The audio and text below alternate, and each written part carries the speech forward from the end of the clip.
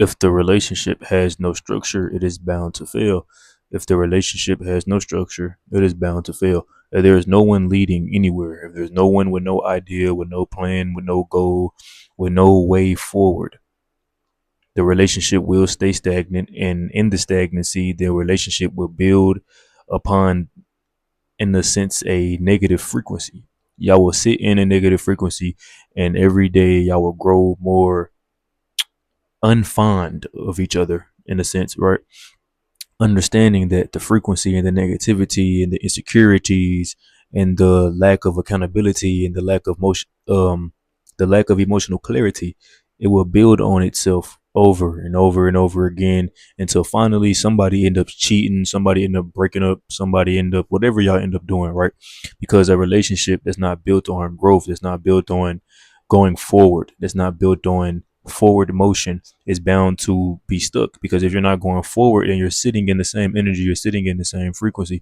Now, a lot of you may manipulate yourself to become comfortable in certain situations or comfortable with certain people, maybe because the sex is good, or maybe because they remind you of your dad, you got daddy issues, or the woman may remind you of your mama because you got mama issues. Whatever it is, bro, whatever it is that you cling onto within these relationships do not really serve you and do not serve your highest potential, and does not serve your it does not serve the growth that is needed for you to become the best version of yourself, not only for you, but for the next generation, for your children. Your mindset should be for your children's children's children. How are you right now being of service for your children's children's children? Right? We have to understand that that does not come from material gain, money, material gain. I don't care how rich you become, if you cannot teach your children emotional intelligence, or you cannot guide your children to the path of emotional intelligence, then someone in the generation is bound to make the generation go back into corruptancy, right? Let's say you did build this wealth for your children, or you did build this wealth for your generation, but you have to understand the generation has to keep the wealth. Understand it's generational wealth, but the generation has to keep the wealth.